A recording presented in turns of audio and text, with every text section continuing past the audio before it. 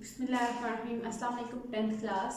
आप लोग को ये फिजिक्स का जो लेक्चर है इसमें आपको मैं चैप्टर नंबर 12 जो है आपका उसके इम्पोर्टेंट शॉर्ट क्वेश्चन के बारे में बताऊंगी। ठीक है, चैप्टर नंबर 12 में आपने सारा वो कन्वेक्स और कनकेव मिरर की जो है उनके बारे में डिस्कस करना है। तो सबसे पहले जो क्वेश्चन है वो आपका इन्हीं के बारे में कि आपने इन दोनों का डिफरेंस बताना है। Define concave mirror and convex mirror. तो कनकेव मिरर क्या होता है, सबसे पहले ये बताना है a mirror whose inner curved surface is reflecting is called concave mirror. कि ऐसा मिरर जिसकी इनर साइड, ठीक है, आपको पता है कि ये थोड़ी कर्व पाथ में होते हैं ये मिरर, ठीक है, जिसकी अंदर वाली साइड से आपके पास रिफ्लेक्शन हो, आपकी रे ऑफ जो लाइट है अगर वो जो अंदर वाली साइड से रिफ्लेक्ट हो तो उस मिरर को हम कहेंगे वो कौन सा है, कनकेव मिरर। और कन्वेक्स मिरर इसके ऑपोजिट होगा कि अगर आपकी आउटर सरफेस से आपकी रे ऑफ लाइट जो है वो रिफ्लेक्ट हो तो क्या होगा, आपके पास वो कन्वेक्स मिरर होगा। ये जो डायग्राम है ये आपकी कनकेव मिरर की है और ये डायग्राम जो है वो आपके पास कन्वेक्स मिरर की है। ये पाथ आप देख रहे हैं, ठीक है, ये कर्व पाथ ही है, ठीक है, लेकिन अब इसकी ये क्या है, इनर सरफेस है, ये वाली साइड है, ठीक है। अब आपकी रे ऑफ लाइट जो है वो इस जगह से जाकर जब टकराएगी, इससे रिफ्लेक्ट होगी तो इसको हम बोलेंगे क्या है, कनकेव मिरर।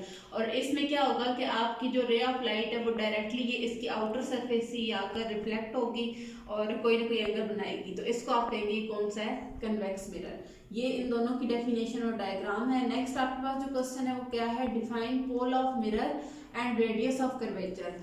कि एक आपके पास जो मिरर यानी कि अब आपने क्या करना है, अब ये हाफ हाफ होते हैं, ठीक है, इनको हम इमेजिनरी पार्ट हम इसका क्या करते हैं कि पूरा एक सर्कल ड्रॉ कर लेते हैं, हम कहते हैं कि वो क्या है, एक स्फेरिकल मिरर है, ठीक है।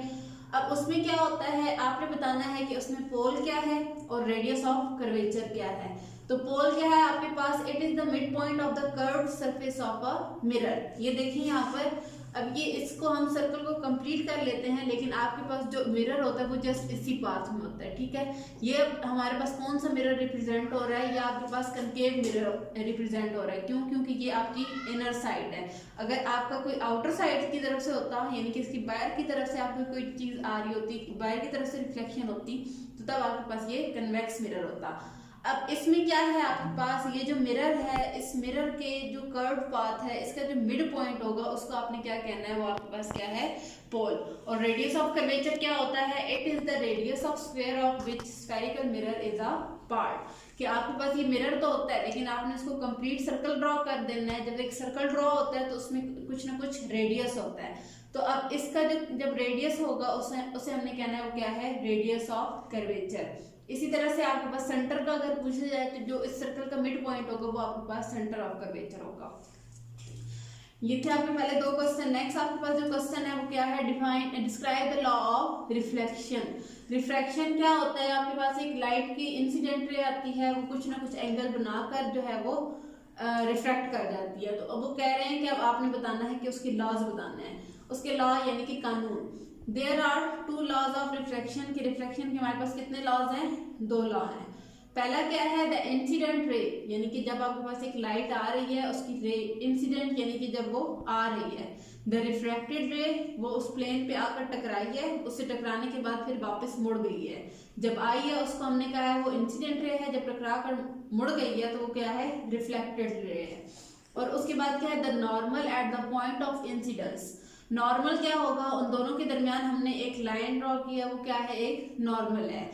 All lies in the same plane, वो क्या होगा कि तीनों जो है वो एक ही प्लेन में लाया करती हैं। या आपकी इंसिडेंट रे है, या आपके पास रिफ्रैक्टेड रे है, और यहाँ पर आपका एक नॉर्मल है, ये तीनों क्या है, एक ही प्लेन में लाया कर रही हैं। पहला कानून ये है उसके रिफ्लेक्शन का, सॉरी रिफ्रैक्शन का।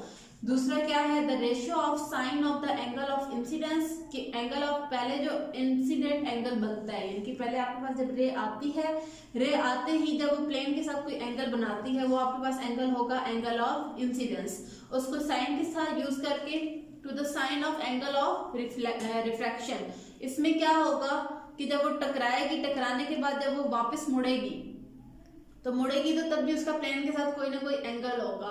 उन दोनों की रेशियो जो है वो किसकी इक्वल होगी, कोई ना कोई कांस्टेंट होगा। यहाँ पर मैंने मैथमेटिकल लिख दिया है, sine I over sine R is equal to constant. Constant की जगह आप एन या कुछ और कोई भी कांस्टेंट लिख सकते हैं।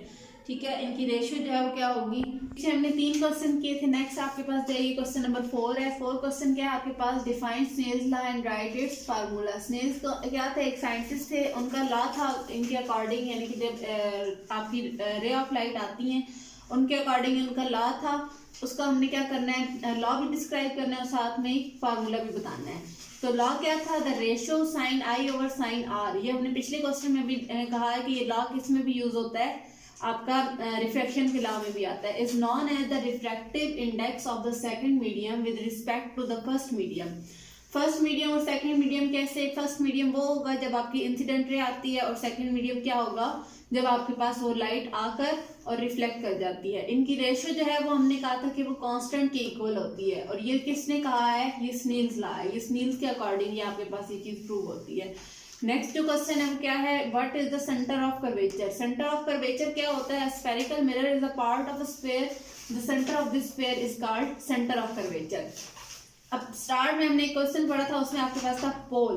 पोल क्या होता है, वो आपके पास जो स्फीयर होती है, वो स्फेरिकल जो मिरर होता है उसका सेंटर होता है, ठीक है। इस जो आपके पास स्फेरिकल पाथ आ रहा है, इसका जो सेंटर होगा वो आपके पास पोल होगा।